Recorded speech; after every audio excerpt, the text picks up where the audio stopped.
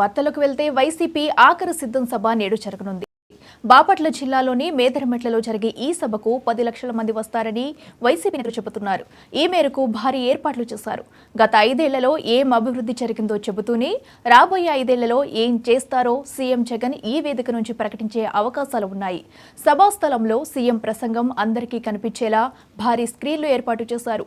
మరోవైపు TDP, Janasena, BJP పొత్తు కుదిరిన నేపథ్యంలో చివరిదైన సిద్ధం సభలో జగన్ ప్రసంగంపై ప్రాధాన్యం సంతరించుకుంది.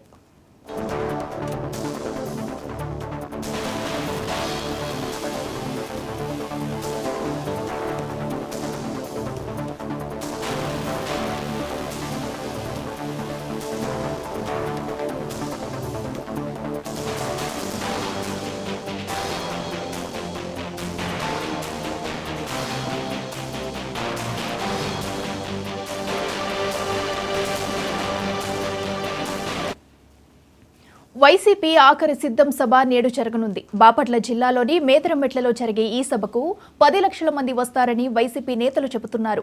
ఈ మేరకు భారీ ఏర్పాట్లు చేశారు. గత 5 ఏళ్లలో ఏం అభివృద్ధి జరిగిందో చెబుతూనే రాబోయే 5 ఏళ్లలో ఏం చేస్తారో సీఎం జగన్ ఈ వేదిక నుంచి ప్రకటించే అవకాశాలు ఉన్నాయి. సభాస్థలంలో సీఎం ప్రసంగం అందరికీ కనిపించేలా భారీ స్క్రీన్లు ఏర్పాటు చేశారు. మరోవైపు టీడీపీ, జనసేన, బీజేపీ పొత్తు కుదిరిన నేపథ్యంలో చివరిదైన సిద్ధం సభలో జగన్ ప్రసంగంపై ప్రాధాన్యం సంతరించుకుంది.